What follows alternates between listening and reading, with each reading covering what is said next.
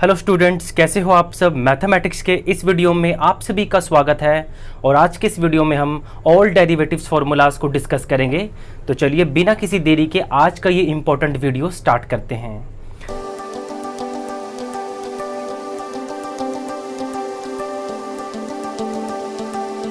हाँ जी स्टूडेंट, सबसे पहले फर्स्ट फॉर्मूला जो हमारे पास है वो है डिफरेंशिएशन ऑफ x की पावर n।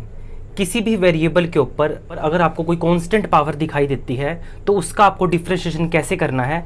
सबसे पहले आपको क्या करना होगा, पावर को आगे लाना है n और एक पावर उसी में से कम कर देनी है n-1, ठीक है ना। फॉर एग्जांपल जैसे मान लीजिए आपको अगर डिफरेंशिएशन पूछा जाए x की पावर 5 का, तो x की पावर 5 का डिफरेंशिएशन क्या होगा, 5 को आपको आगे लाना है और उसमें से एक पावर कम कर देनी है, यानी 5-1, तो ये क्या हो जाएगा 5x की 4, ठीक है। इसी तरह से मान लीजिए डिफरेंशिएशन हमें करना हो x की पावर -4 का, तो सबसे पहले आप क्या करेंगे, -4 को लाओगे आगे और इसी में से एक पावर कम कर देंगे, -4-1, तो ये हो जाएगा स्टूडेंट -4x की पावर -5।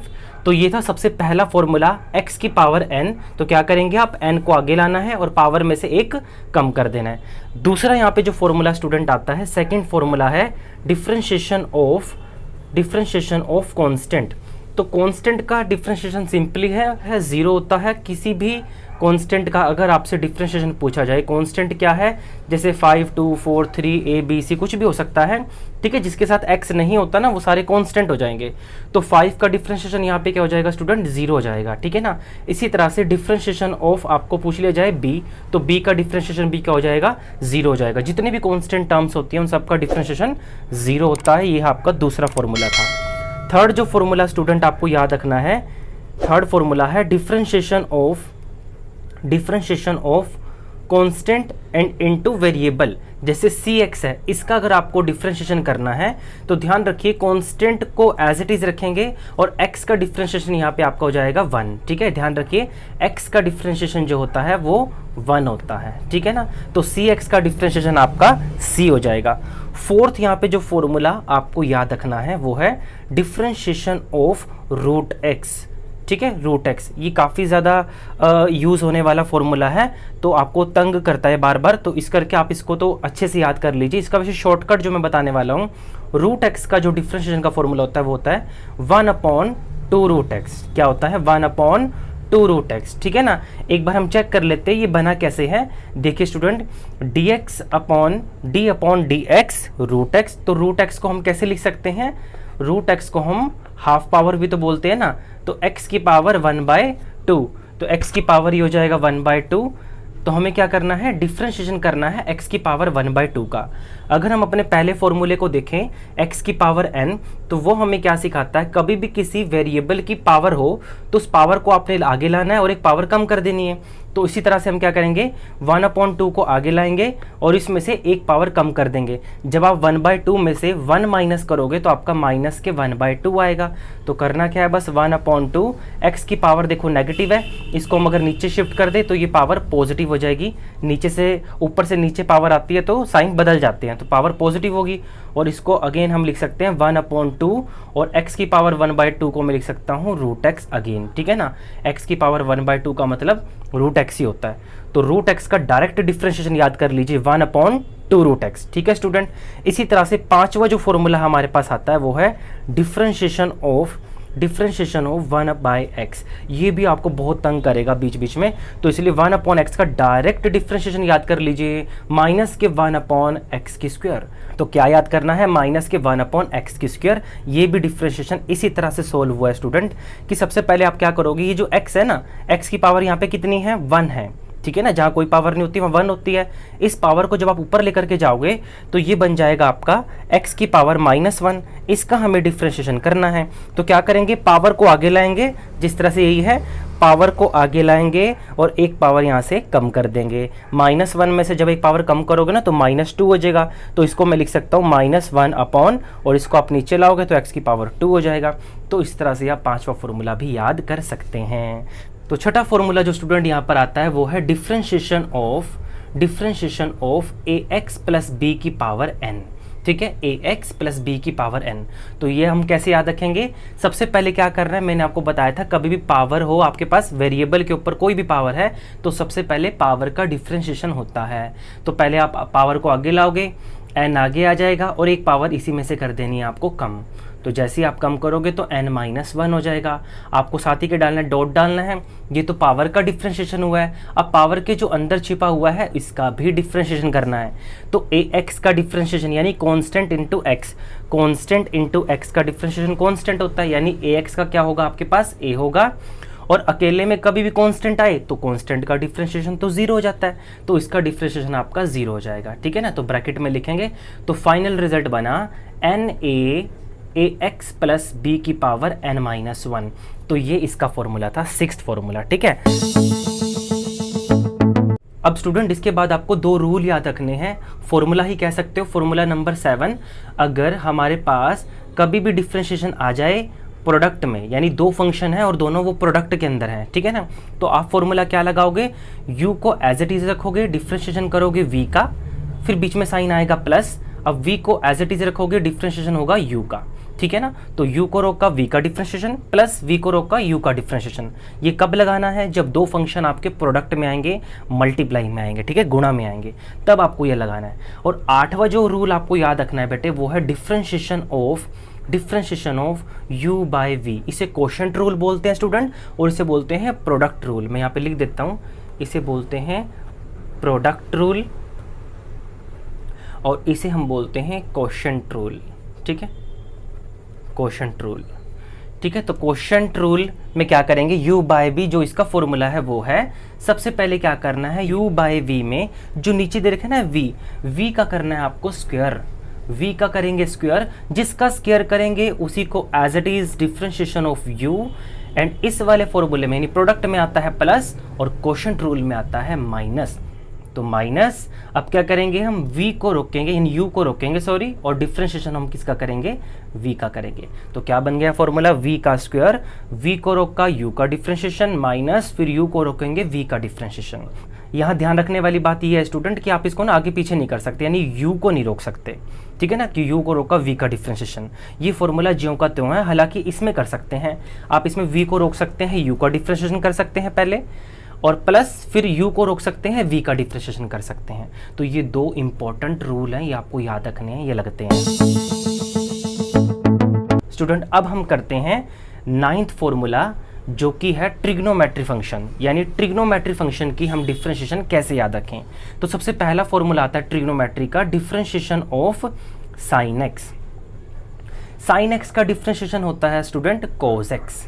क्या होता है स्टूडेंट, कोस एक्स, साइन का डिफरेंशिएशन कोस एक्स।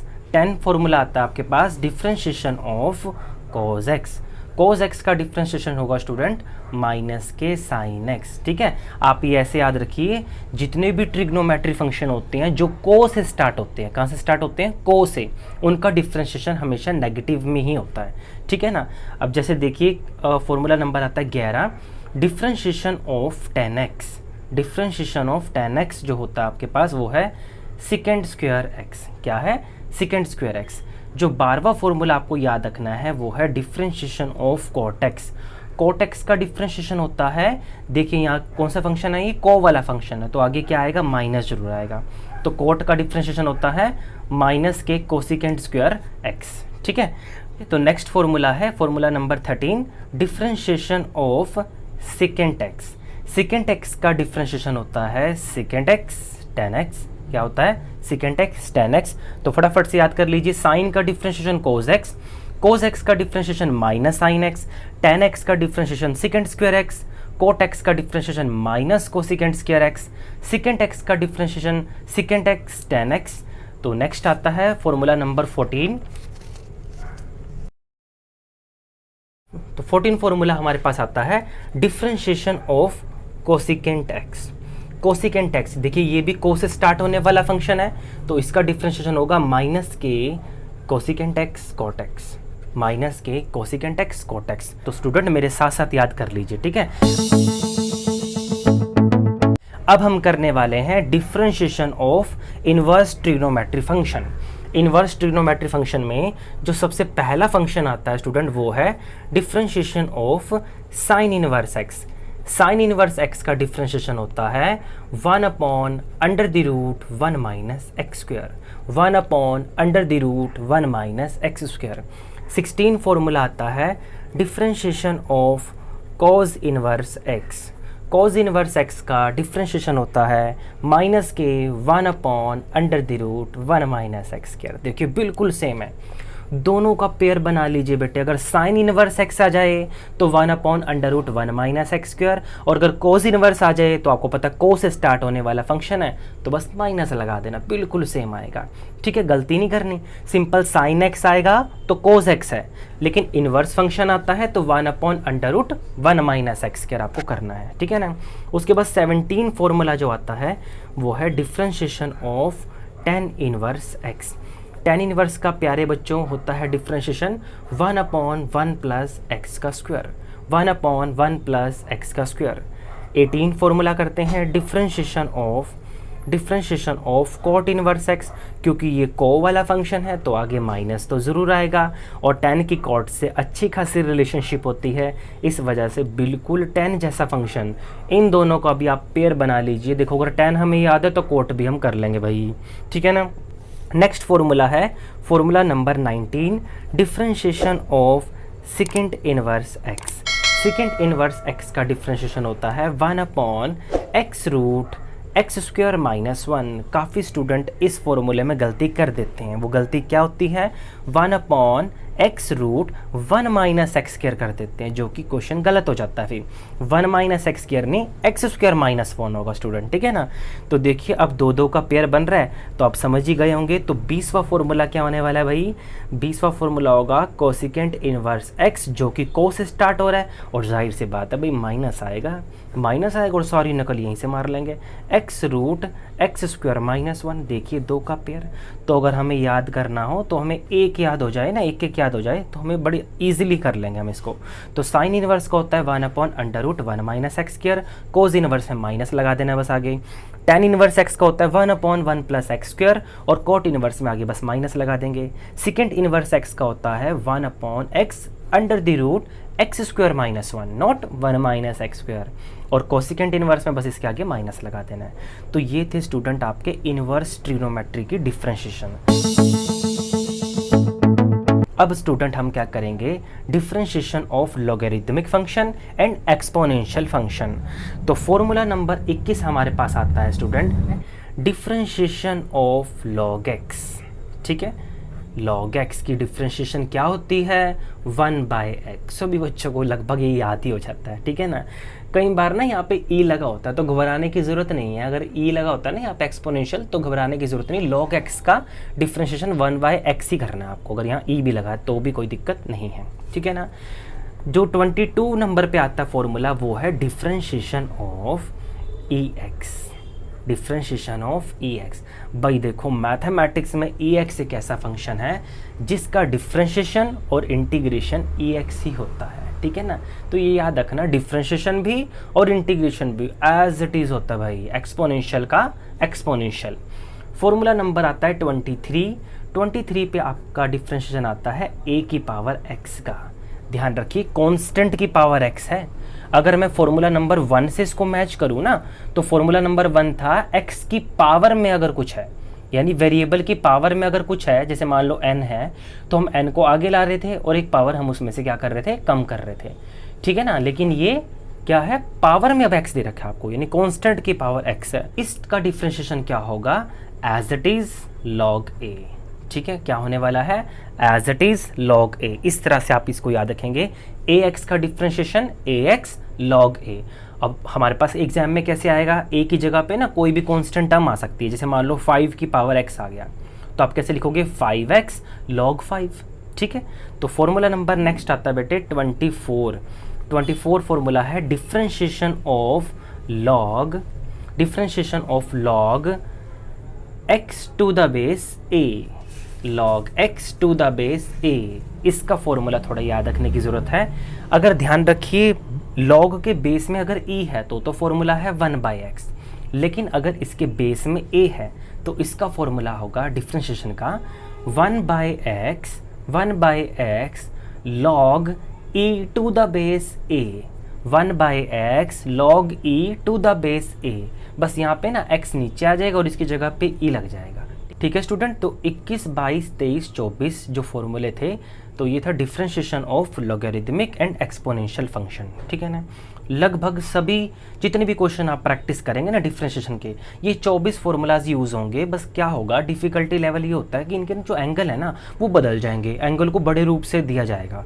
तो बस घबराने की ज़रूरत नहीं, अगर बेस मजबूत है तो सभी हम क्वेश्चन कर लेंगे। तो आज के लिए स्टूडेंट इतना ही। अगर वीडियो अच्छी लगी हो तो इसे लाइक कर दीजिए और चैनल पर पहली बार आए हैं तो सब्सक्राइब करके बेल आइकन ऑन कर लीजिए। मिलते हैं किसी नेक्स्ट वीडियो में, तब तक के लिए goodbye and take care.